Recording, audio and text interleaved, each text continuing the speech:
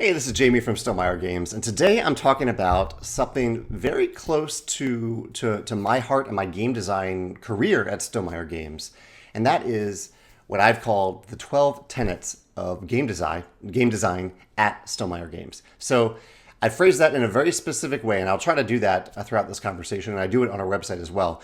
These are not rules for every game designer. These are in no way these unbreakable rules that game designers need to follow. Rather, they are guidelines that I try to follow when I am designing and developing games for Stonemaier Games, and that I like if people are submitting games to Stonemaier Games. I like if they take these into account. A lot of they become part of the core philosophy of the types of games that we publish. Although, with almost every one of these, you will probably find an exception among our games.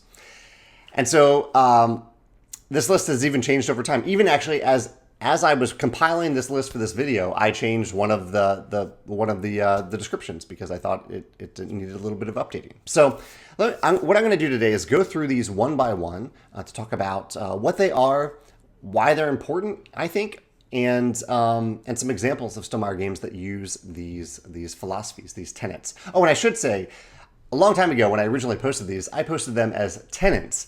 I believe it's Teants.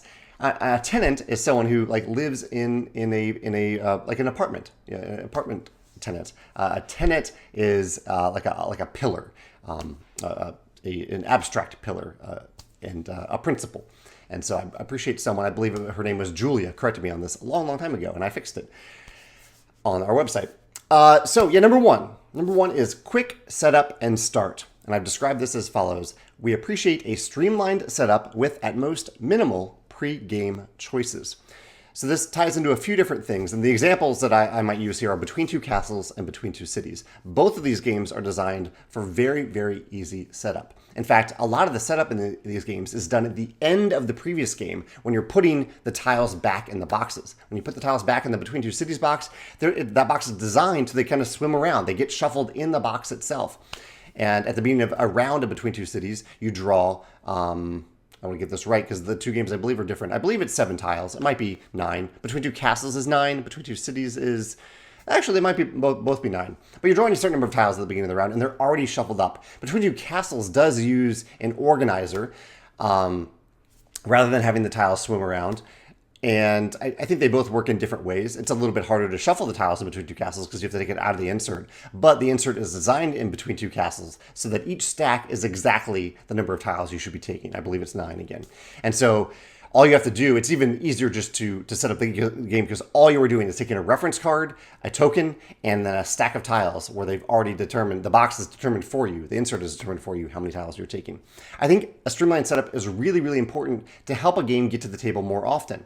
And I've seen many games, many great games really, that have very elaborate setup processes where you are randomizing a number of tokens, shuffling a dozen decks of cards, and the tokens are going on the board in certain places.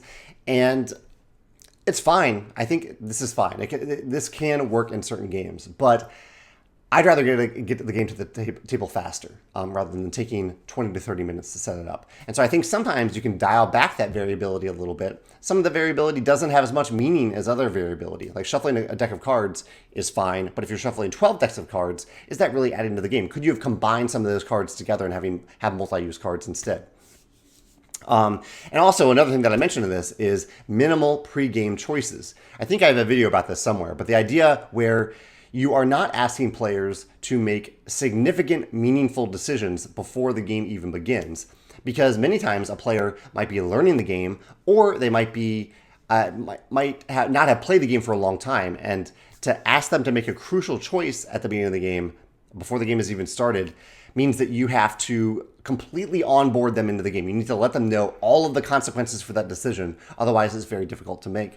And a classic example of this, I don't want to bash on any particular game, but this is kind of a big example of this, is Catan. In Catan, you are making a crucial decision at the very beginning of the game before you really understand how the game plays.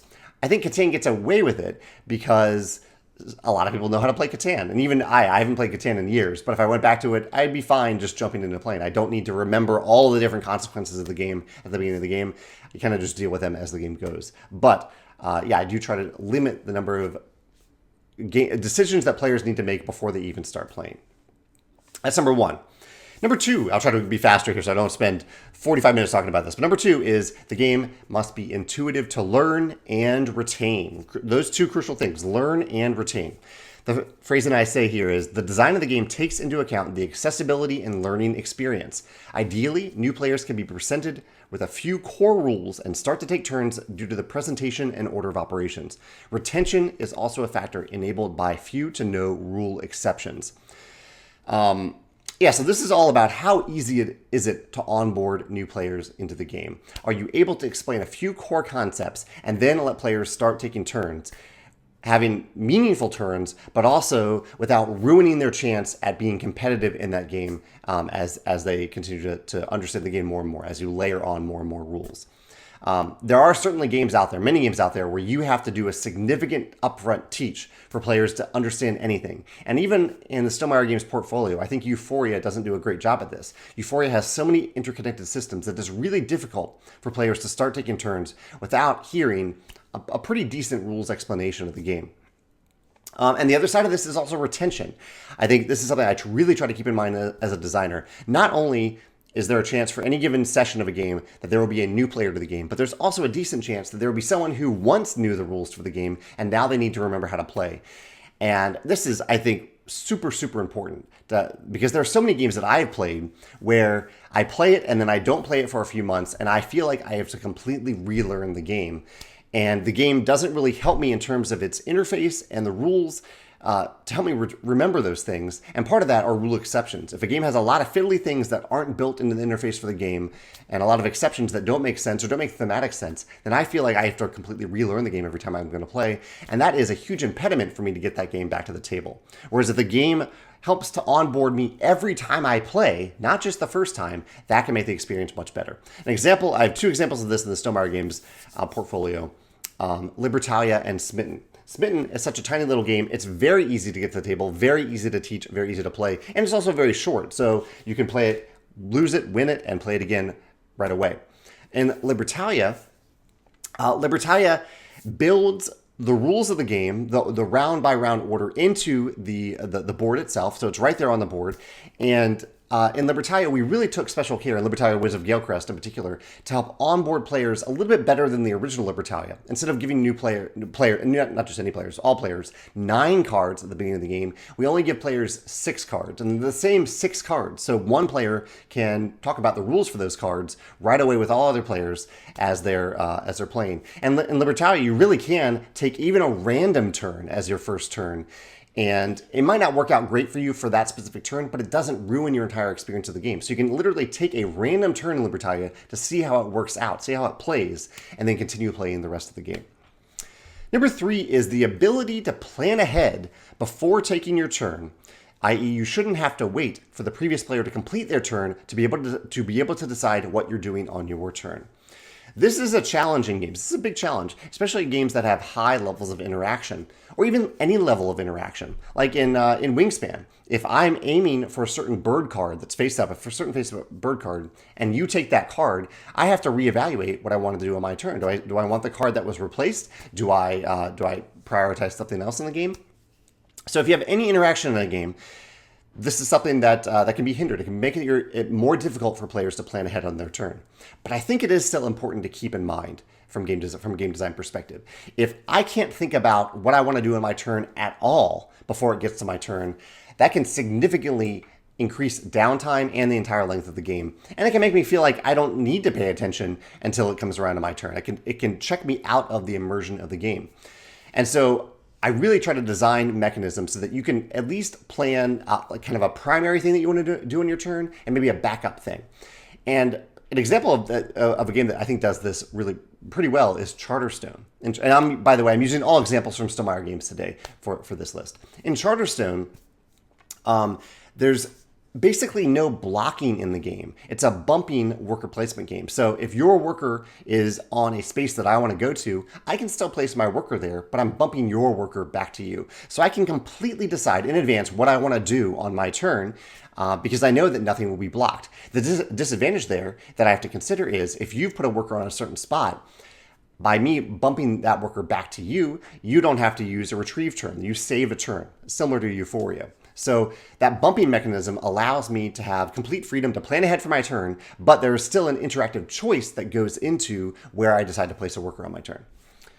And number 4, I have limited analysis paralysis with choices displayed on player mats, the game board, etc. There is a reasonable amount of information on display, not dozens of cards and tiles with detailed text that players need to read from across the table. This is a rule that I have broken sometimes, but I really try not to break it. When I say I've broken it, I think of Red Rising a little bit, because Red Rising does have a number of cards on the table that you're trying to read. But at any given time in Red Rising, it's really just the face-up card that you're looking at, the 4 face-up cards that you're looking at in each of the columns. So yeah, analysis paralysis is I think, generally a problem in games. It can be a player-driven problem. You can choose to... I think in general, you can choose to have analysis paralysis or to just make a decision when you realize that you were slowing down the game for everyone else. But I think there's also a lot of game design decisions that can limit analysis paralysis. And some of them I mentioned here. Give players what their choices are in a very clear and distinct way in the game. Show them the different paths to victory so they can choose which path is important for them. Give players short-term goals. So if they're struggling to decide what to do next, they have a short-term goal and maybe they have a long-term goal that they can choose to pursue at any given time. Give players asymmetric abilities. So they can say, okay, I don't really know what I want to do in my turn, but my character really likes to move. So I will move my character on this turn.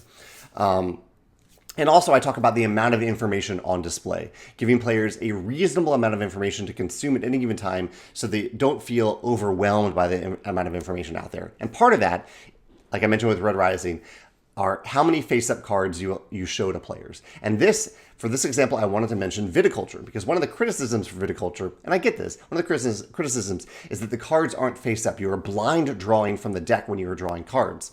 However, there's a reason for this, and it's related to analysis paralysis and your physical ability to see across the table what the cards are. In the 4 decks of cards in viticulture, if we had 3 of each of those cards face up at any given time, that would be 12 face-up cards that you have to kind of keep track of throughout the game as you're looking at them. And some of them would be very hard to see from across the table. I think maybe we could have done this for wine orders and vine cards, but really the decision point in viticulture isn't which card am I going to draw, but rather it's the game gives you a ton of different cards in your hand, and you are deciding when to draw the cards and when to play them. So if you draw some vine cards, you're deciding which of these vine cards am I deciding to play. So anyway, yeah, we try to limit analysis paralysis through some of the design decisions we make in our games. Number 5, tension and positive player interaction, but not hostility. I say here, we like to limit the potential for spite while encouraging various forms of interaction and tension. So this is a big thing, especially as I've evolved into being more of a Euro game player, where I have high agency on my turn, and I am not doing many things on my turn that can hurt other players. I found that I've sought more examples in games of positive player interaction, or interaction like the type I explained in Wingspan, where there are a limited number of cards on display at any given time, and there's a little bit of tension as to who will be the first player to get to a certain card. There's a card I want out there. Am I going to prioritize that and go get that card? Am I going to choose something else on my turn, knowing that that card might not be there when it comes back around to my turn?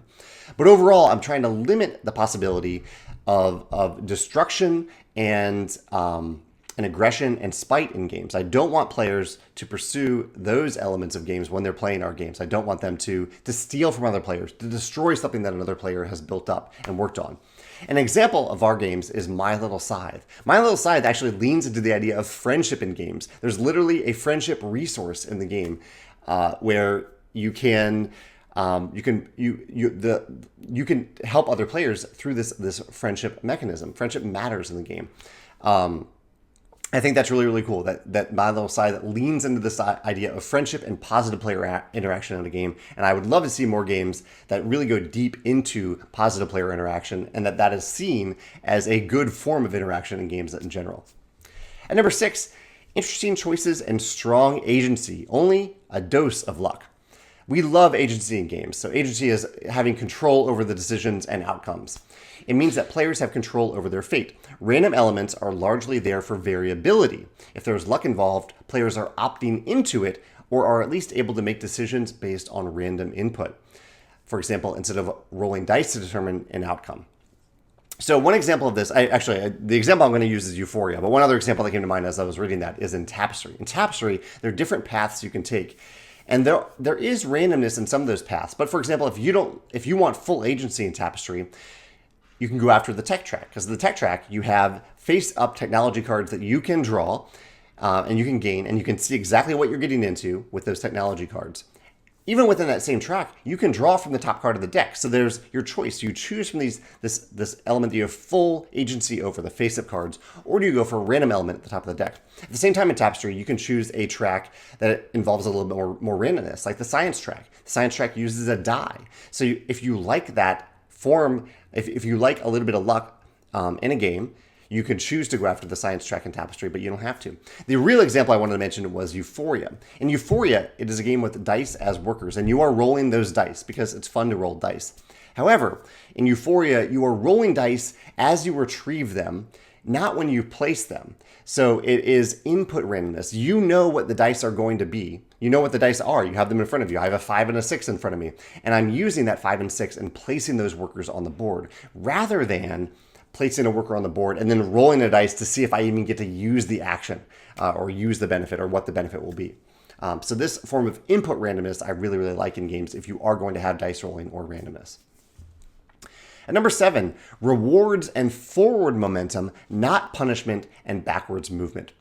Our games help players feel like they progress during the game to a superior position than at the beginning, i.e. engine building. And one of the great examples of Stonemaier Games that do this is Wingspan. In Wingspan, everything you do makes you better at doing that thing for the rest of the game. So for example, when I play a bird into the forest habitat, from then on, not only do I often have an ability on that bird that I'm activating every time I activate the forest, but I also am improving the core benefit of the forest itself. I'm kind of sliding over what the core benefit of that habitat is. I love this engine building aspect of Wingspan. It makes me feel a strong sense of progression, and it builds in order of operations. Which habitat do I want to build out first in this game, and how does that impact my experience with the game? This whole idea of making rewarding games that make players feel stronger throughout the game is a huge part of what Stonemaier Games does. There are exceptions. There are a few of our games that don't have really engine building at all. There's progression, but not engine building. But I really like it when games allow players to feel more powerful throughout the game, and that you're not just making only tactical decisions throughout the game.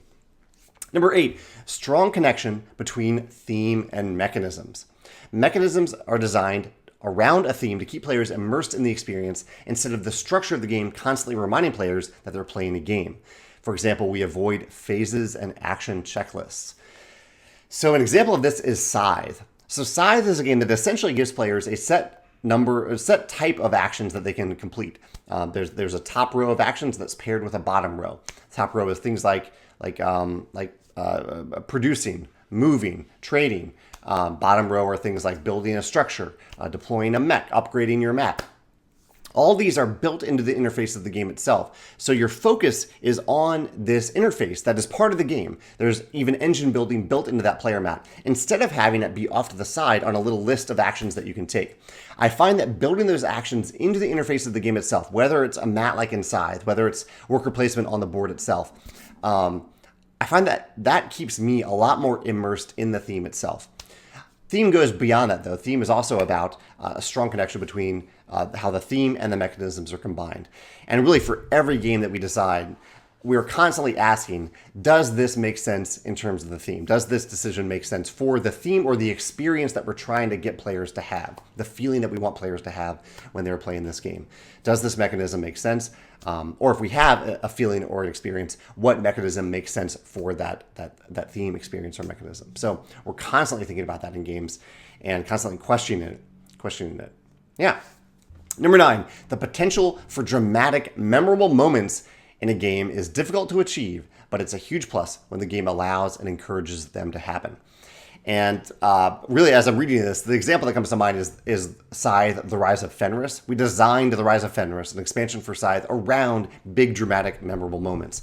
And I think that's crucially important if you're making a campaign game. Rather than putting in more sessions of the campaign game have fewer sessions and more big memorable moments that will stick in players' minds. But the example I give here is Tapestry, which I already talked about a little bit before. But in Tapestry, I really tried to build these dramatic moments into the game where as you advance along the tracks, there are these actions that become bigger and bigger and more powerful. And they really, really feel like these big, memorable, dramatic moments in the game. Or at least that's what I designed around. Especially at the very end of the track, there are these big, big moments that happen.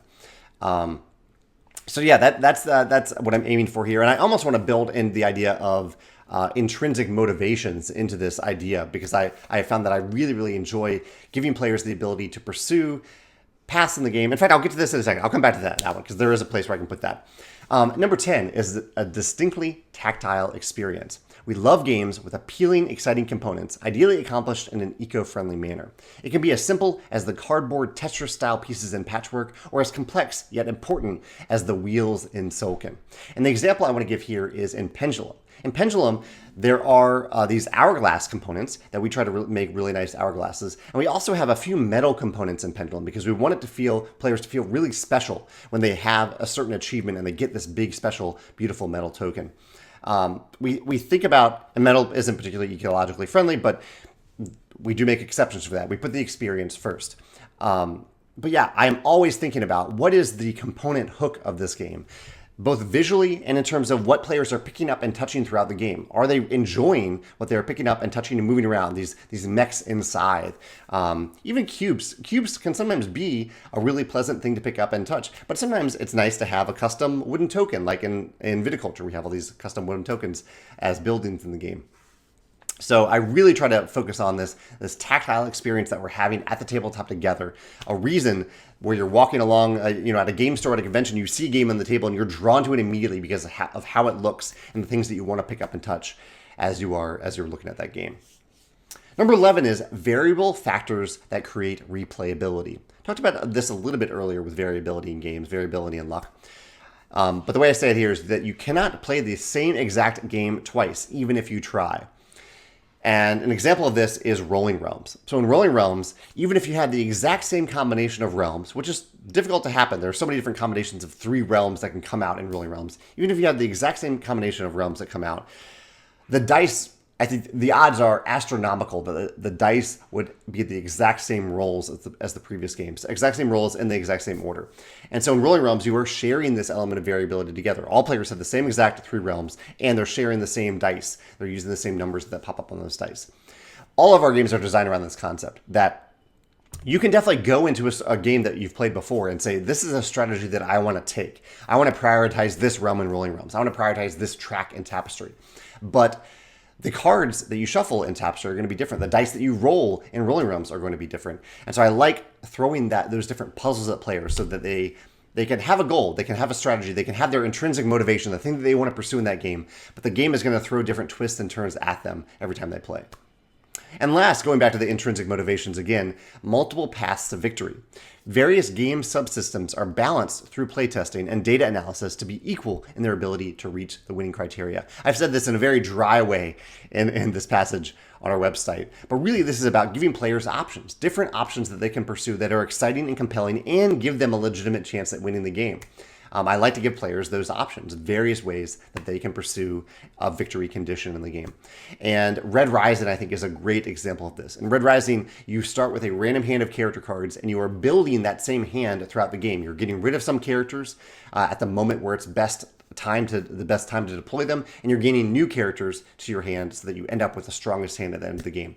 Not only there's a vast variety of characters that you can build around in Red Rising, but there are also different strategic paths on the board itself. Do you pursue the fleet track? Do you pursue helium, influence of the Institute? What are you deciding there to pursue? Can have a big impact on your game and making the game feel a little bit different every time you play. And that's tied to those random characters that you're getting in your hand.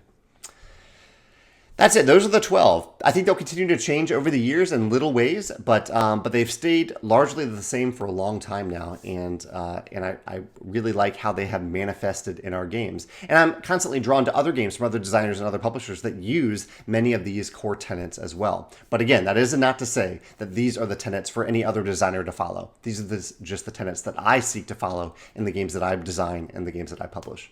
I'd love to hear your thoughts in the comments below about our games, about other games that you love that use these tenets, or tenets that you want to challenge. If there's one of these, and really for any of these, there are examples of games that I love. There are exceptions. I have a video about this, exceptions to like the gaming rules and guidelines that I have. Feel free to mention those in the comments as well. Yeah, we'll have a good chat about this in the comments, I hope. Let me know your thoughts in the comments below. Thanks.